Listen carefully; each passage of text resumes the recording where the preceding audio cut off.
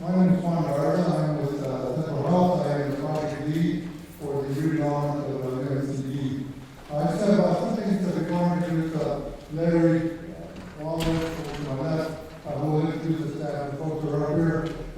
First, we want to get questions to make the whole point to the meeting to clarify the RFQ so that there are no confusion. But please submit the questions by 10 a.m. We're trying to answer as many as we can. But I would caution that we want to rely on the written responses in the interest of keeping it fair for all those who are not here. All the questions and answers will be posted to our website. So if anyone wants to require, including any company, any representative, then we'll answer really today, as I said. But anything we want to address will add to the agenda number one coming out. We'll follow up questions that we answered here today. And then please submit those any additional questions by September 23rd, 2016. So with that, let me turn the mic over to Larry Wallace. Larry is our COO, and he will introduce the proposal we adopted today. Thank you. Thank you. Good morning. Thank you for being here. It's a great day in Austin, Texas. We appreciate you being here to learn more about Central America and our efforts are around this project. A couple of things I want to say before our team introduces themselves. As you came in, there is a document on the back table that speaks to the Central Health Board of Managers resolution. And the board is strictly prohibited from engaging in conversation with anybody that's really interested in participating in this project. So we don't want anybody to be disqualified because of inappropriate contact with the board. They already know it, so if you were to reach out to them, you would probably not get a response, but we're just asking that you honor that request. The other thing I would like to say in conjunction to what Juan has already said, this is the time for you to learn and understand a little bit more about what it is we're trying to achieve. Ask your questions. We realize that the more information you have, the better result that we'll have in the end. This project is significant and very important to Central Health. And one of the core values for our board is around stewardship. And that basically means we're responsible to the public, to the taxpayers, because they're entrusting financial resources to us to do the right thing. And this project is another opportunity where stewardship will be demonstrated. So we're very much interested in whatever financial impact that will result with this project, and any finances will be contributed to fulfilling the mission of Central Health, and that's caring for the folks here that need it most. So with that, I'm going to have the team. We have a distinguished team. We have staff, we have advisors, we have consultants, we have legal folks, we have all kinds of people, and some of them are behind me, and I'm going to give each of them an opportunity to introduce themselves, and they can tell you what role they play in this project. So I'm going to start with Norma. Good morning and welcome. Good morning and welcome. I'm Laura Williams. I'm the purchasing supervisor responsible for this request for qualifications. We're going to do a little meeting logistics first before we move on with the presentations. First, I'd like to let you know that we will not be serving lunch. Please don't boo me. As you can see, there's due to some logistics with the amount of people, the overwhelming response that we have. We do have breakfast out to the right of the stairs. Please help yourself to that. The restrooms are also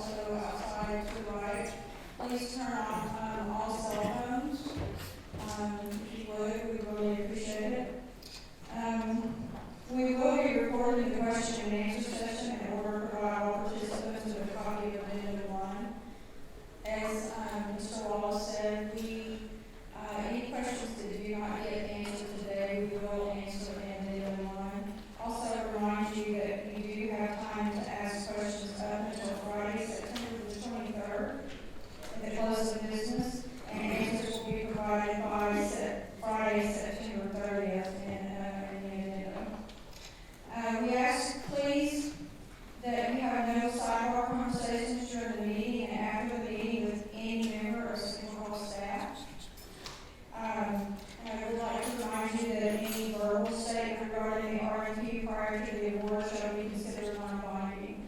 Just some meeting logistics. And again, I welcome you to the Yale Medical School Health Learning Building. This is a hall where the first 50 students of the medical school has lectures, so we're privileged to be and honored to be using it. And that's it. And thank you for coming. Christy Arch. Good morning, everyone. Happy to be here. I'm the Vice President and Chief Strategy Officer with Central Health, key member of our executive team here, responsible for strategic planning for our organization. And you'll be hearing from me shortly. Hi, I'm Chief Kinsler. We're a consultant for Central Health. I am Jan McCann with the Canada Studio, working closely with the kids group for the master plan. Hi, I'm Cal Mead with #Blackwell. I'm an attorney. Adam House is also here from #Blackwell. My #Blackwell team is helping Central Health with regards to learning development and talents. Adam House with #Blackwell, and House Council leading for #Blackwell, and all the rest of the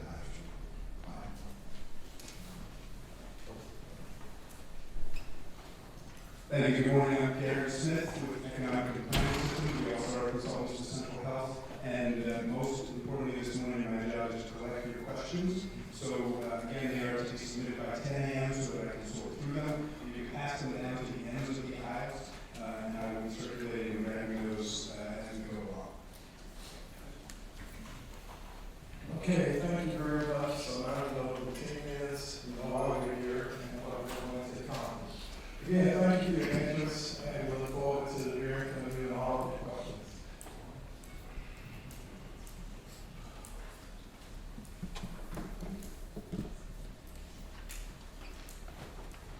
So my goal this morning is just to give you an overview of Central Health. Who are we? Why are we here? So that you can put that into context when you're thinking about responding to the request for qualifications. So this property, we're actually, I believe this wall we're facing south here, and the campus is right across the street here. The campus has provided a legacy of caring for our community. In the master plan for the first master plan for our city, Edward Waller, our first mayor, actually designated the block where the Clinical Education Center as the hospital block. And so this block and this land has been in the public space and serving public needs, especially the needs of individuals who require safety net health care and trauma care for all of us for many, many years. And the future of the campus is, we think, shiny and bright. It should be a place that becomes a new attraction, a new place to live, play, work for our community in the future, focused on health and health innovation. Why do we exist? Texas has the highest rate of uninsured in the nation. And in Travis County, we have over 18% uninsured. We have about 113,000 individuals in our county who are at or below 200% of the federal poverty level who do not have insurance. This is the population that we serve. This is why we exist. We are a special purpose taxing entity. We are separate from county or city government, and our role is to provide health care to individuals who are low income, uninsured, and underinsured. This is a very challenging job for us. We have one of the lowest tax rates in Texas in terms of hospital districts. And we also have, as you know, a rapidly growing population here in our county, especially in the Austin area. But with regard to those individuals who we serve, the low-income individuals, we have both rapid growth as well as rapid movement. So this is Travis County here, and what we're seeing in the demographic report that we produced in October and projections forward is an increase from 2014 resulting in about 13% of families under the federal poverty level. And we're also seeing movement from the core of the county, the core of Austin outward, north and east and southeast, because of the price of housing. So our goal, our mission is to serve these individuals in the place that makes sense for them, to transform healthcare, to make it more available when and where people need it. And in the context of this campus, we are not trying to locate services all here, downtown, away from where our covered population lives. So our mission is, by caring for those who need it most, mental health works to improve the health of our community. We have been for quite some time increasing access to primary care, to preventative care, and now we're in the process of transforming care with our partners, the Dell Medical School and the City Healthcare family. This is work that is ongoing and in partnership, and we're very excited about the new ways we think our public-private partnership that we inherited from the city. This partnership with the City Healthcare family serves our community really well. And now with the adage of the Dell Medical School, we think that we have the ability to really lead the nation in healthcare for low-income and uninsured, and for the rest of us who live here as well. We have a local senator, Senator Kurt Watson, and in 2011, the senator actually challenged our community to think bigger about healthcare and what it could be for our community, and he outlined 10 goals in 10 years. We're now in our 5th year of moving forward on this, and this set the stage for many initiatives that are currently underway, including in November of 2012, Proposition 1, which was a proposition we brought to the voters to request additional property tax revenue from them to encourage and support our vision for a healthier community.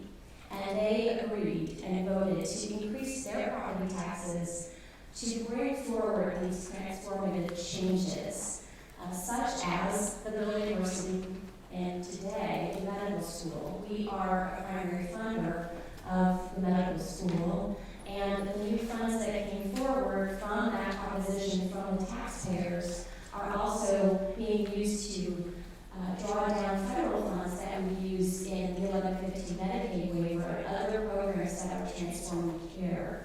So our community and our tie to the community is very strong. The community is supporting all of this work in transforming care, and they care very deeply about their neighborhoods and the way that we move forward together. In the 10-10, you'll see the boxes that are checked are boxes that we are working on together or have made progress in. And number 10, solving the funding puzzle, is the result of our Proposition 1. That proposition helped us to transform and create partnerships. First, we had been in partnership with the City Healthcare family through a variety of mechanisms, including a lease that we currently have with them for the Brackenridge campus. We own the campus, and they leased the property from us. Just very similar, we actually inherited that lease from the city of Austin.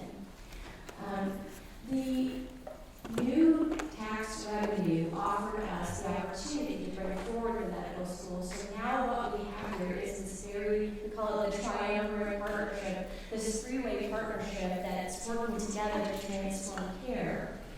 And what I think is interesting about this, as I was thinking about today, is not only are we doing this through a variety of legal mechanisms and agreements, but with the redevelopment of this property, all three of us will be working together. We have the Dell Medical School, the City Healthcare family, and Central Health really co-located together in an area of town. It creates a level of synergy that I think can take us really far in the future in terms of our goals and objectives. The guiding principles for the master plan, if you take a look at the plan, were actually developed and approved by our board of managers. Our board of managers is a volunteer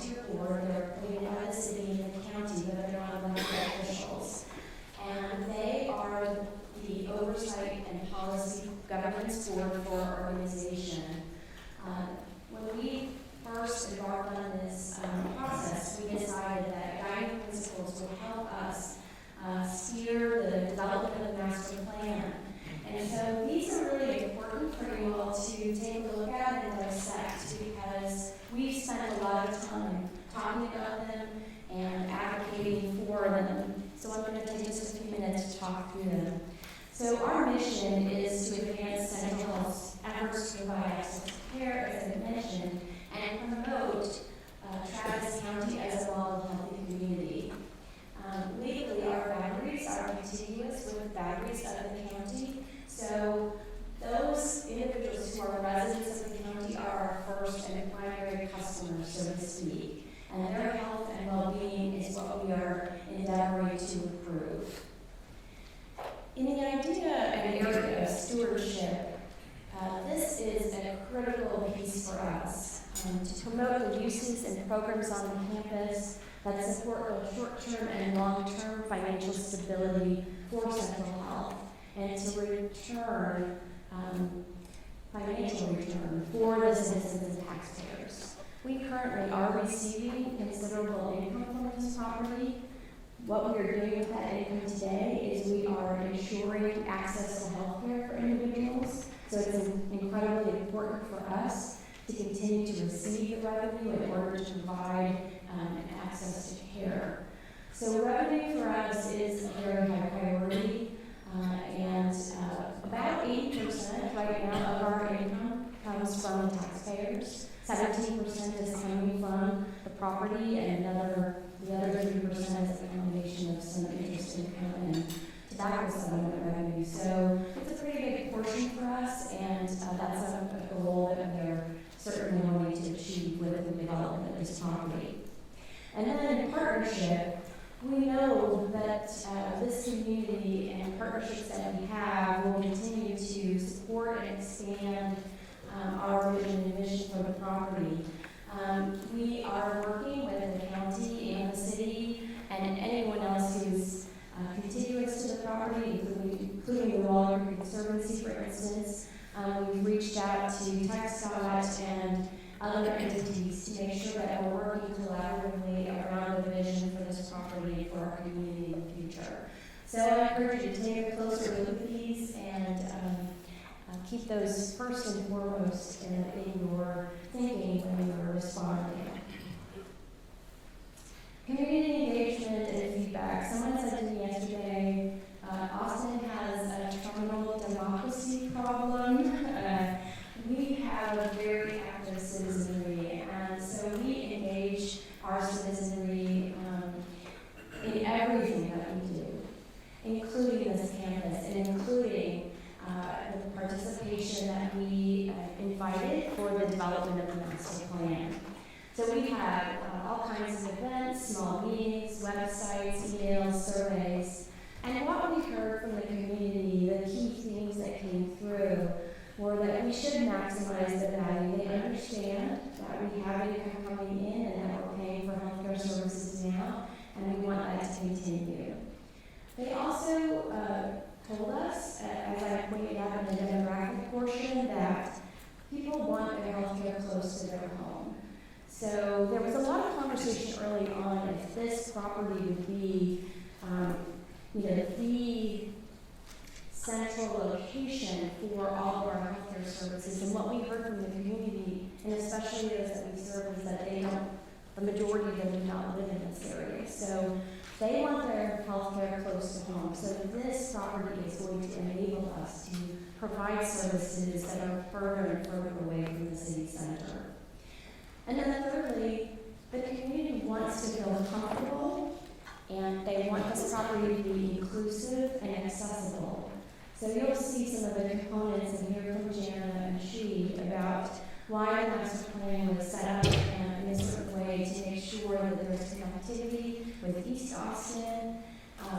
We want people of all economic strata, all races and ethnicities to feel comfortable on the property and to know that there is going to be a place for them and a place that engenders health and wellness, which is our mission. to the public market planning. The public market planning is underway. We have engaged the Project for Public Spaces out of New York City to help us. They have planned marketplaces all over the United States and other places in the world. They're also very engaged with activation of public space. And we have begun some community engagement and are in the process of developing a feasibility plan. It is our vision that the public market and the public space connected to the public market, which you can see in the master plan, that is the quintessential community benefit that we would like to give to the community as a result of this property, and that it be available for our community for generations to come. We envision the public marketplace as a place that can be activated not only for food and gatherings and music, but also for a place where people can be physically active, where we can continue to support the themes of health and wellness, and also a place in alignment with the development of capital city innovation, where health and health innovation can occur. We have this nexus here of the university, the teaching hospital, the businesses and residents who will eventually live here, and we feel that that can be an area very right for health innovation for the future of the property. So with that, I'm going to turn this over to Jana with the Hannah Studios.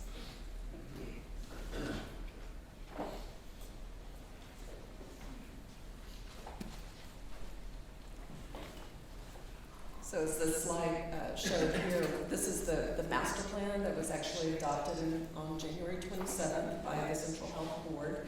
And I think we've given you access to that on the website, Central Health, to take a good look at.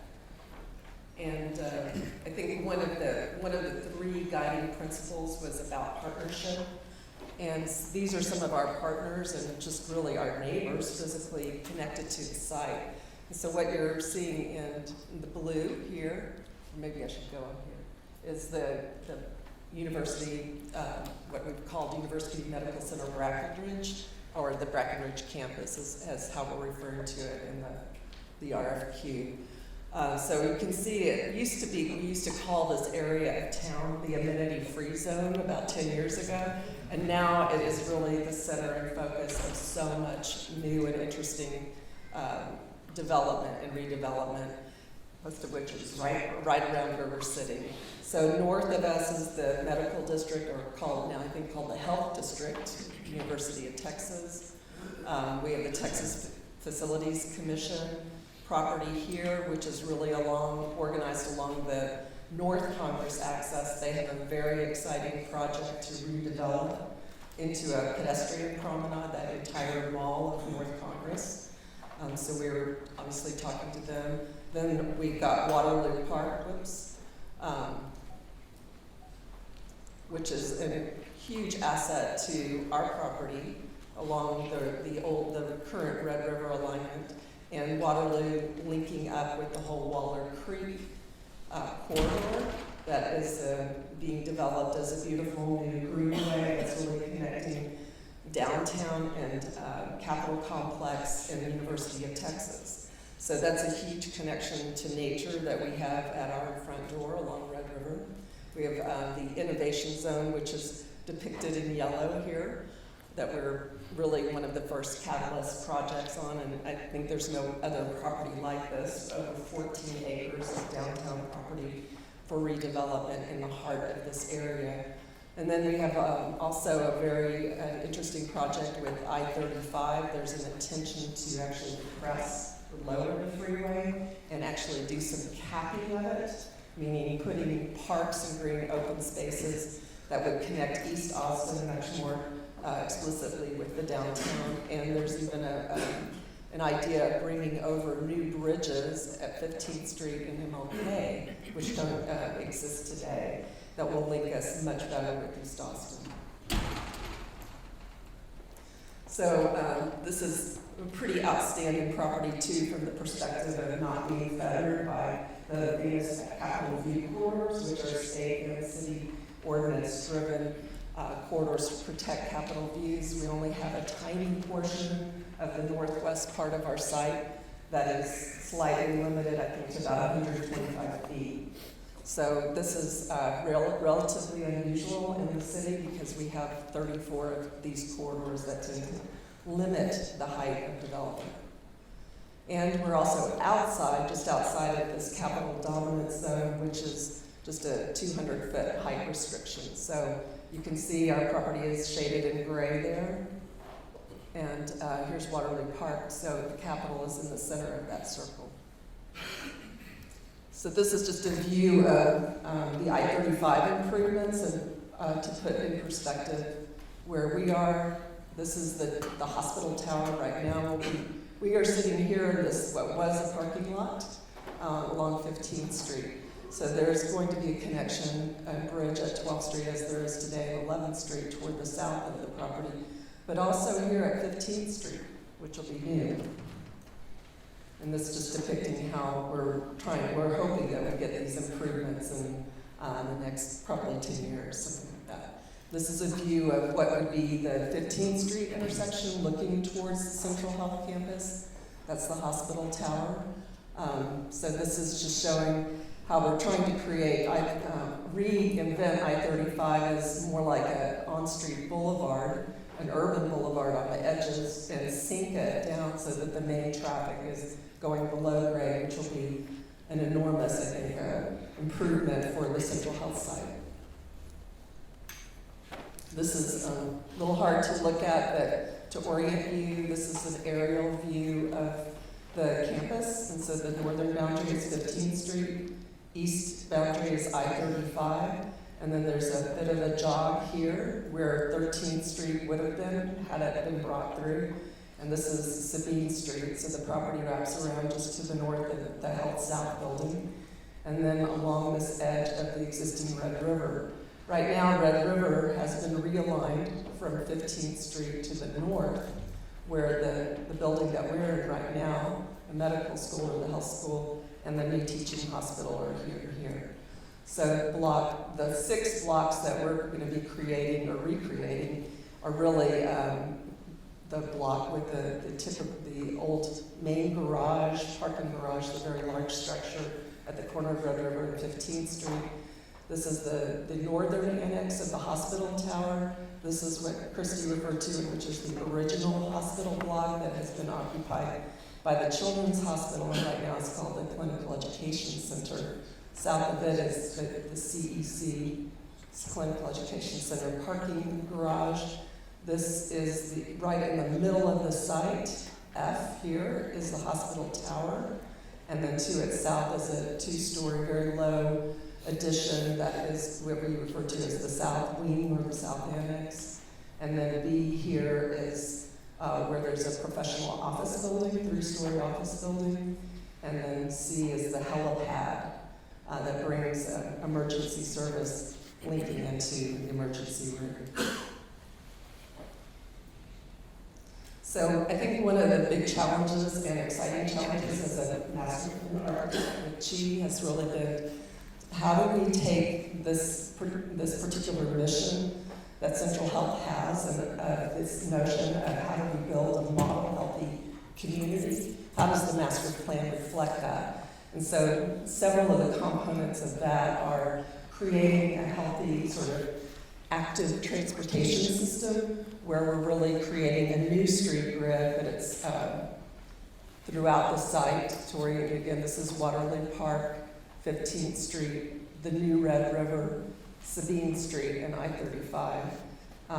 And this is what we have to do is really pull together all modes of transportation, give every of these modes access, particularly kind of reinforcing the comfort and green of pedestrian and bicycle circulation, and at the same time part of health and part of what Imagine Austin, which is Austin's comprehensive plan, called for is connections to nature and treating water in a respectful way. So we're also integrating what's called or referred to as green infrastructure throughout the project and really taking a hard look at how is the site draining, how are we respecting Waller Creek, how are we bringing the sort of energy and green environment of Waller Creek into the site. And so that drove the notion of creating, a big open green space that would connect with the Waller Creek corridor and really create a central open space where we're locating the market building or buildings here. And then I think in terms of transit, one of the important things we've discussed and sort of agreed on with the City of Austin Transportation Department and Capital Metro, our transit authority, is creating a transit or a bus plaza and hub right in the center of this open space so that people can really get to the campus very easily and make bus transfers and then go to the bike share, or vehicular parking. All of it is right here, the transit hub, and it's lining up with the 14th Street Bridge across Waterland Park, connecting everybody to the Capitol Complex. And then finally, Christy has pointed out about the healthy food. That's a really important thing in our community. We're kind of in an area of town that doesn't necessarily have that. The sort of proposed answer to that is to create this public market. And so this is just a look at our design guidelines, which are also in the master plan. And the whole notion that I was saying about bringing the open space through the site on an east-west axis is also to connect East Austin just across the freeway. Hopefully we'll lose that sort of barrier of I-35 between us and make the buildings, the development step back from that central open space that contains the public market building. So we're asking for a 90-foot height and then a step back of 60 feet, which is similar to what we have on Congress Avenue. But really the idea is to open up the space and really create a focal point with that public market. And so this is just what we would like to call illustrative master plan. So it's just illustrating what could happen.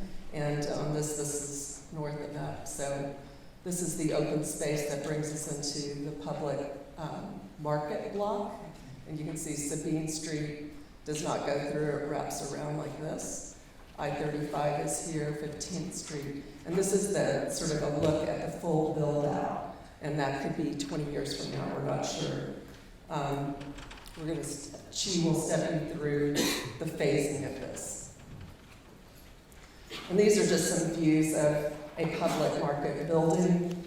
It could be very different from this, and it could contain other uses. It could be special services that are more sort of alternative public health services, local food, local service locally processed goods of any kind.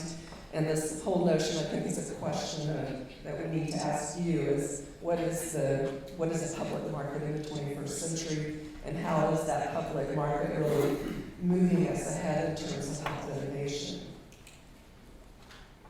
This is an interior view of it, and I think the big idea here is one of the points that Christy made about feeling open and accessible, not creating these exclusive places that are only for a certain strata of our community, but a place where anyone from any walk of life can feel comfortable and can celebrate the diversity that is Austin. Okay, she will give you a view of this. Thanks, Jan.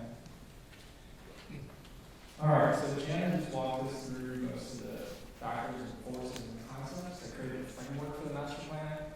What I'm going to attempt to do is walk you through the sequencing and the phasing of the master plan and how to make that all happen. So if you look at the screen, what you see now is the existing campus.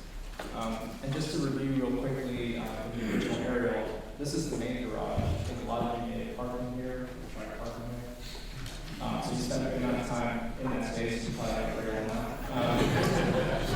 This is the existing hospital drive. This is the professional office building. This is the north annex. This is the actual hospital itself, the tower. The south annex, that's the helipad. This is the CEC, or the Clinical Education Center building, with the cyber building here. This block right there is the CDC garage, and L is the central plant. So the current central plan provides services to all the buildings in this cluster right here. So that's important to note later. So the first moves are based on street infrastructure. As you all know, north of 15th Street, River was straightened out, and so Central Health believes that a good thing would be to try to straighten it out on their property as well. So we're currently working with the city on making that happen. So one of the first moves for the infrastructure is to straighten the River Street out. And then the question comes to what happens with the vacated right away. This diagram shows you what the first demo of the buildings will be in order to get the infrastructure started. And as you can see, it's this blue cluster down here, which is, again, a professional offices building. There's a little attachment right here where Medic 3, which is an EMS station, has a garage for one of their trucks. We're currently going to work with them to relocate them somewhere else on campus. C is the helipad, E is the south wing, and F is the Brackenridge tower itself. So that means that the main garage, the north annex, the clinical education center with the cyber knife, the garage attached to it, and the central plant are all going to remain in the first phase.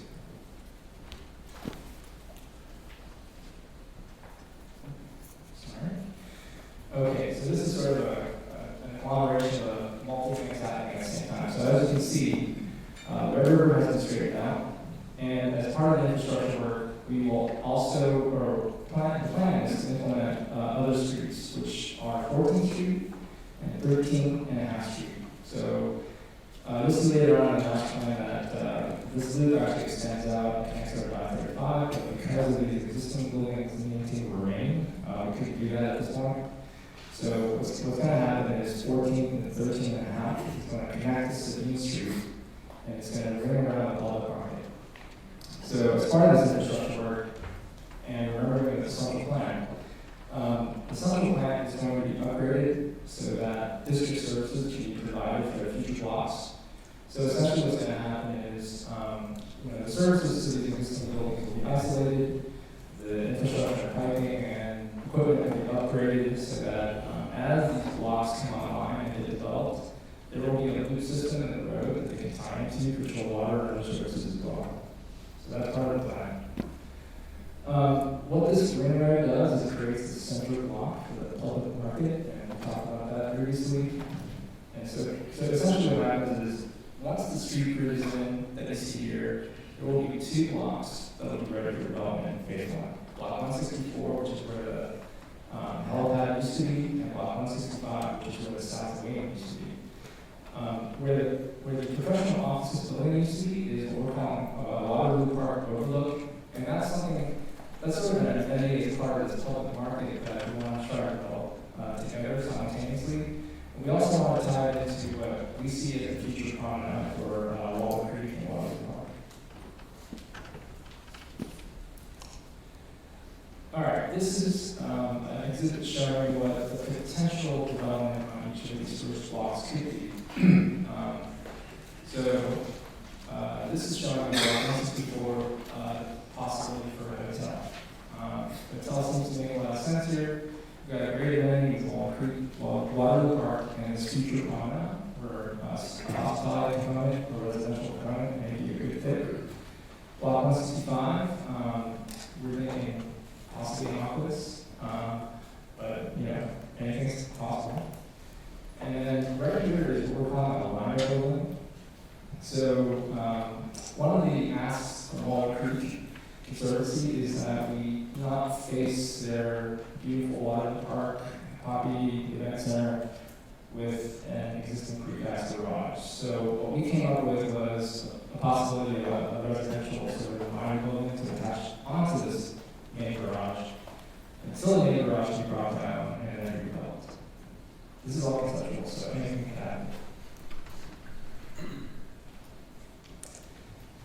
And this last phase, or last 2 phases, shows what the full development will look like. So at the end of it all, there's going to be 6 development blocks, plus the public market. market. The ring road will be extended out over to the 3500 road. Sabine Street will get, attached back to 15th Street, and then in the what we're calling the final phase, which is the redevelopment of the main garage, is block 168. So currently, the main garage will be leased to Seton as part of their need for the hospital, and so that asset will have to remain until the useful life is over, and that's what we're calling that phase 3.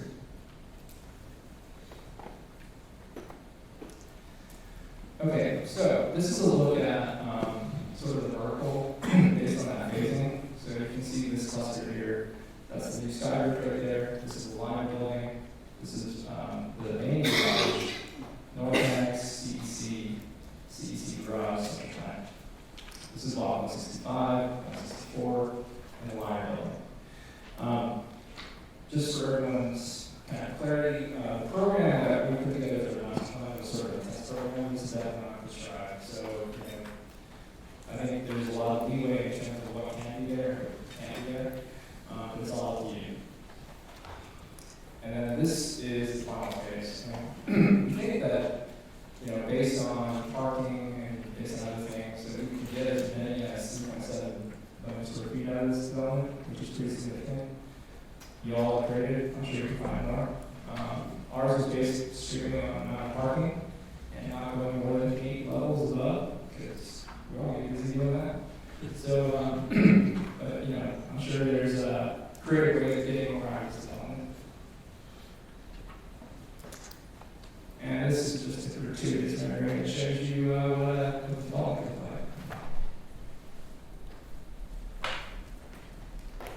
like. Next. Thank you, Chief. Just to touch a little bit on the roles of different partners or participants, Central Health, they tell me again how they will help me with this portion, but to move this line. Central Health is not interested in selling the land. So we were going to simply lease it for a very long time. We have authority to lease the land for up to 99 years. So that's essentially defines the role that Central Health will play.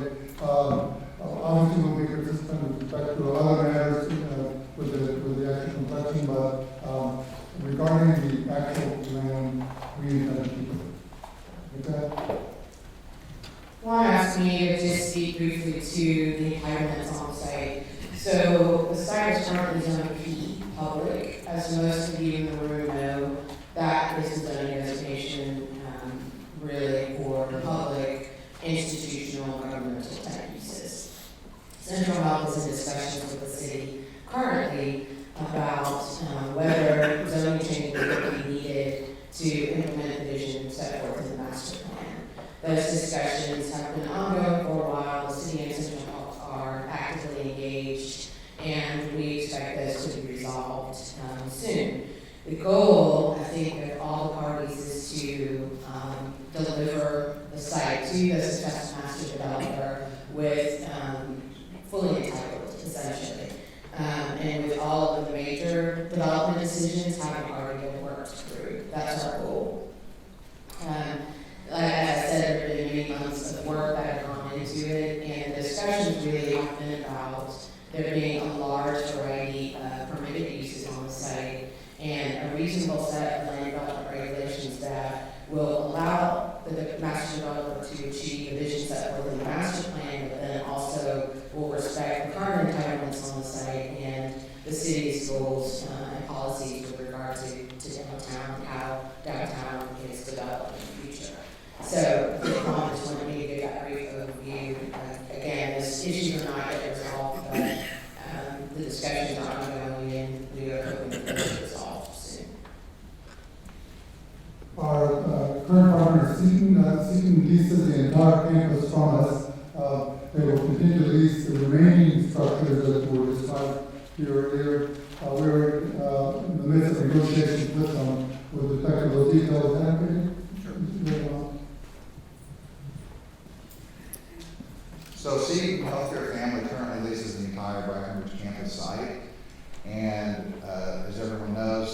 May of next year, they will be moving to the new teaching hospital down the street. And because of that move, that necessitated a restructure of the existing current lease of the entire campus. So as Juan stated, we are in the process of restructuring that one single lease now into 3 separate new leases.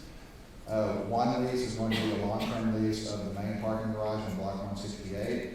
And as Chi mentioned, that parking garage is going to be leased by Seton to provide parking for the new teaching hospital. You probably saw the aerial bridge that's going to connect it to when you walked over here this morning. The other 2 leases are short-term leases, one at the north annex of the hospital where the current psychiatric emergency department is operated. And the last lease, which will also be a short-term lease, will be of the CEC complex. So that's the clinical education building, the cyberknife facility, and the clinical education parking garage. So again, if you remember the diagram, CEC is going to essentially continue to lease the north and the east portions of the campus that L shape is the north and eastern portion of the campus.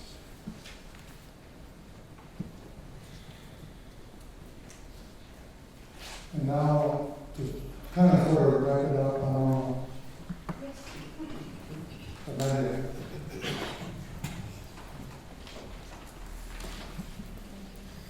Thank you. I asked at this time if you have written any questions down on your index cards that you hold them up high. I have 2 gentlemen who are going to pick them up. And we'll get to a question and answer session. We will answer as many questions as we can. As you can see, we do have overflow. So the questions that don't get answered today will get answered in the addendum. And again, you have until the 23rd to ask additional questions, and we will respond by the 30th. If you have any questions at this time, I ask that you hold them up. I know we received a few, so we will be. At this time, I'm going to talk to you a little bit about the sequence of events and the 2-step process. This is straight out of the request for qualification documents that is posted on our website. So this is step 1 of a 2-step process. Following a review of additional qualifications submitted by interested respondents, an evaluation committee will determine based on those submittals and interviews with respondents which respondents would be best suited to develop the site to meet the objectives of single health and community, and that will be later mentioned as the short list of respondents. In step 2, Central Health will contact the short list of respondents identified during step 1, the RFQ evaluation process, and through a request for proposal, invite them to prepare a more detailed project proposal for review by the evaluation committee. The selected proposal will then enter into a period of exclusive negotiations with Central Health to refine the development program and finalize legal and business terms.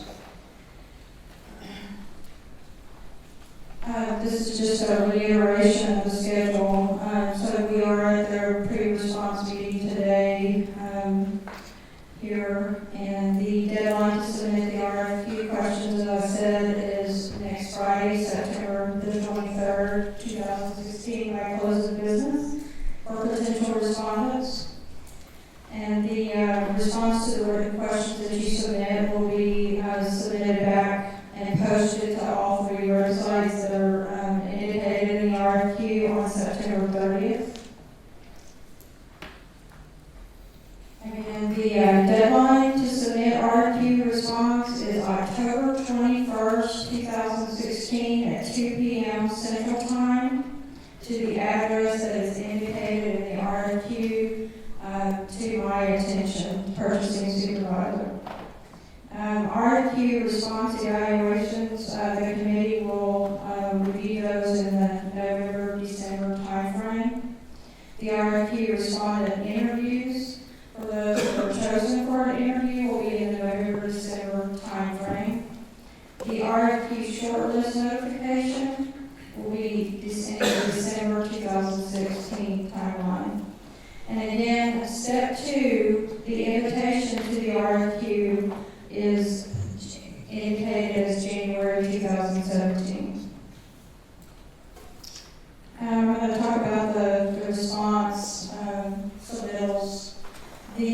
respondent shall submit only one response, one original response. We want 10 identical hard copies and one electronic flash drive. The response format is mandatory. All responses must be printed in hard copy and placed within a binder within tabs delineating each section. Cover letter, table of contents, response summary, statement of qualifications. The forms that are, if you have any questions of those, feel free to send those in. They're pretty simple. You've probably dealt with them before. They're the completed acknowledgement form. Tells us about you and your company. The completed and signed CIQ conflict of interest form. Please fill that out if you know you have any conflicts with any board members, single health staff. That's very important. We expect that from you. Completed and signed Secretary of State. This gives us an idea of what state that you're incorporated in. Can you fill that out, please? And we're going to talk about the quality evaluation criteria. The financial qualifications, I'm going to read, I guess I'm going to read this, but the evaluation committee will evaluate the response demonstration of credible ability to provide and or leverage adequate funds to support all costs. And again, this is your financial qualifications, is worth 40 points. The comparable project experience, that's your experience with projects of similar, and then worth 20 points. Project understanding and approach is worth 20 points. And then firm and individual team member experience is worth 20 points. The interview, if you are invited to interview, will be an additional 25 points. And I am going to read that one to you. Based on the scoring of the written responses, respondents will be identified to participate in the required interviews that will be required with the evaluation committee. Following those interviews, the evaluation committee will combine scores from the written responses and the interviews to identify a short list of respondents. The purchasing supervisor, that would be me, will contact respondents to set up an interview with the evaluation committee. The interview format will be structured and consistent for all respondents and questions designed to further clarify their RFQ response. Only shortlisted respondents will be invited in step 2 of the Master Developer Selection Plan, the RFP, the request for proposal, is estimated to be issued by Central Health in January of 2017. So we have a minute here. I think we're going to start answering questions. If you would like to get a refreshment, I'd like to apologize for those of you that had to stand. And again, you can see why we didn't have lunch. We're going to have a hard stop at 11. And for those of you that do plan to take the tour, we will be handing out bottled water as you walk out. I'm sure it's a warm day. Just take into consideration it's a large group. And it is, from what I understand, about a mile walk. I hope you have comfortable shoes. I brought mine. Other than that, everybody, we'll be with you in just a moment. You can interact with yourself and then we'll ask you.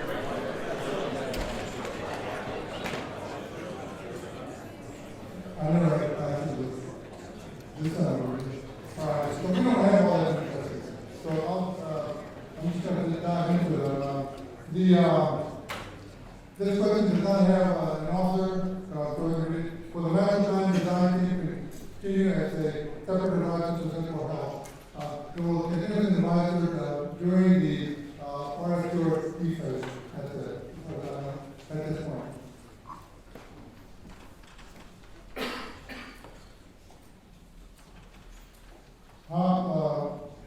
This is referred to the term of the lease that was seeking. And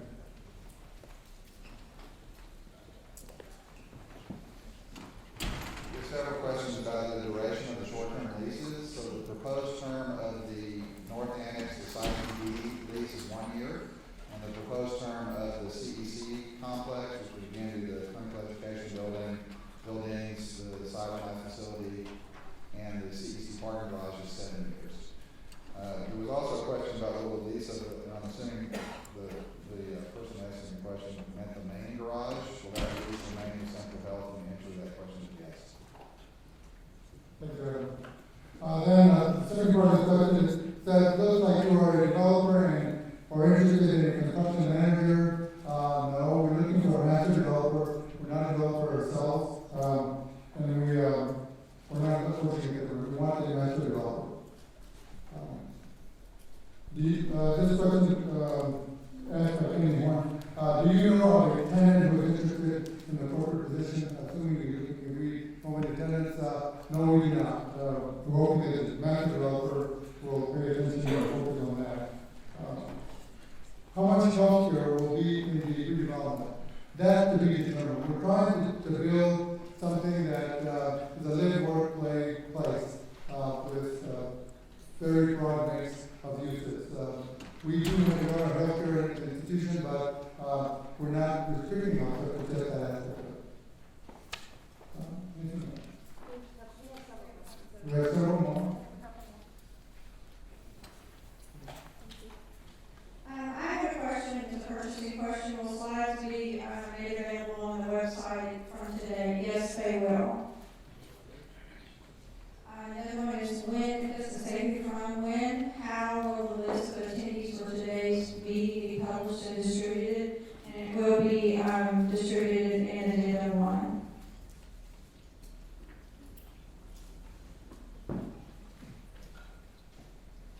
Thanks. I got 2 questions here, on offer, at least anonymous.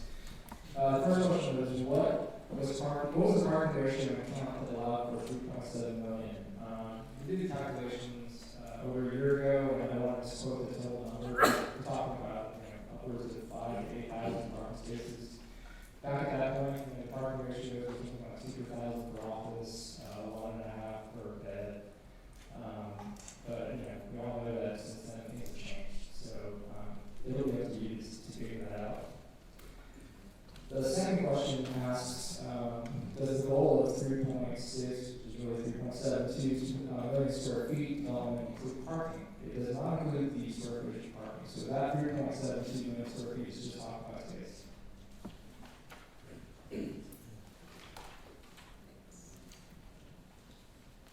Okay.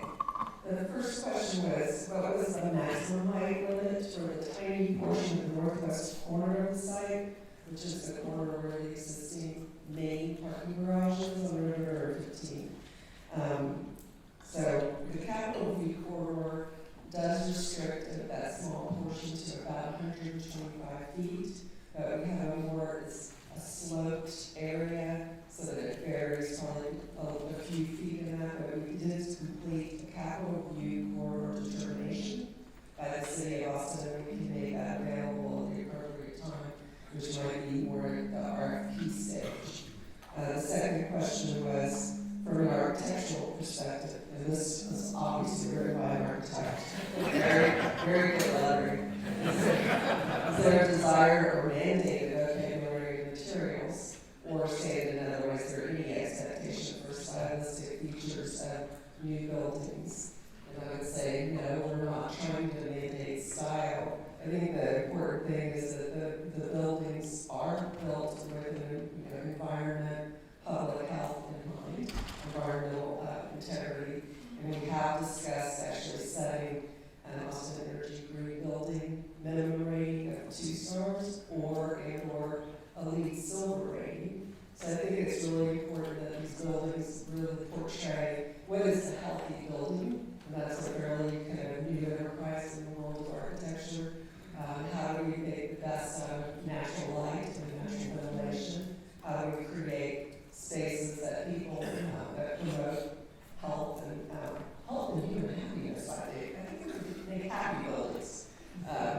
But I would hope that these buildings aren't kind of like a big one sort of complex that all looks alike. I think each of the buildings will probably have different architects and represent the diversity of great design that's out there.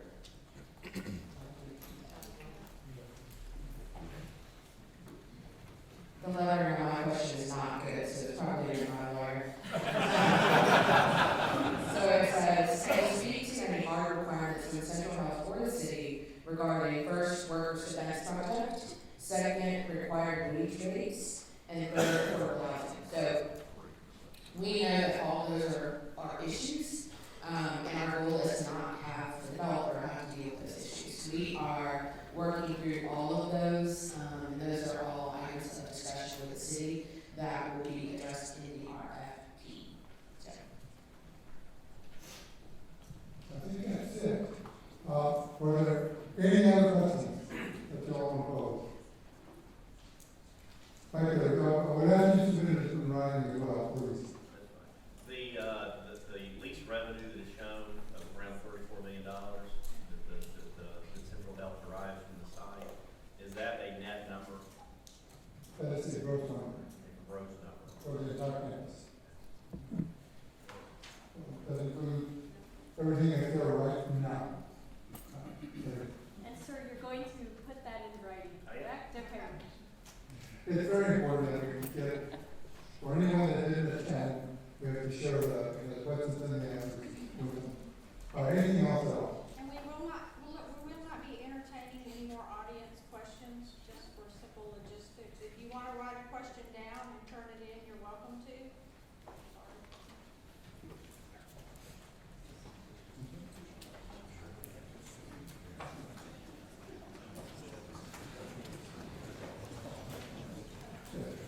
Adam, actually clarify the last question. It's actually a net number because students have to pay all the expenses. So, thank you, Adam.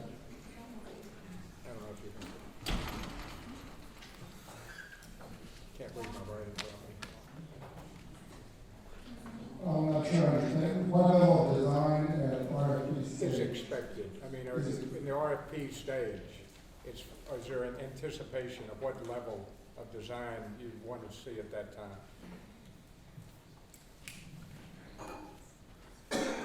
I think I'm going to wait and respond to the writing. Okay. But we'll be responding to.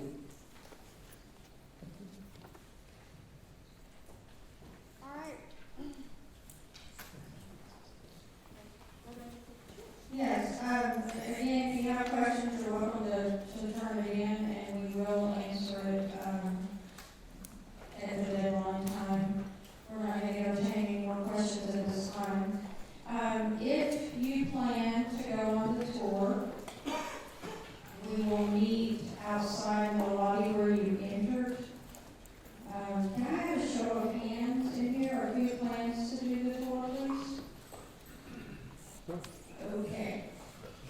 All right, the same thing as you can see with the logistics. And I know you're gonna say, how can you go on a tour and not ask questions?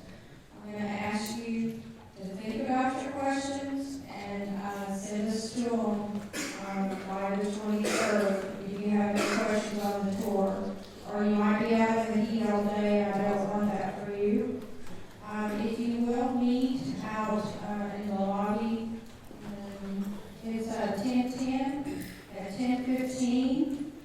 We do have some bottled water for you to grab on the way out. We will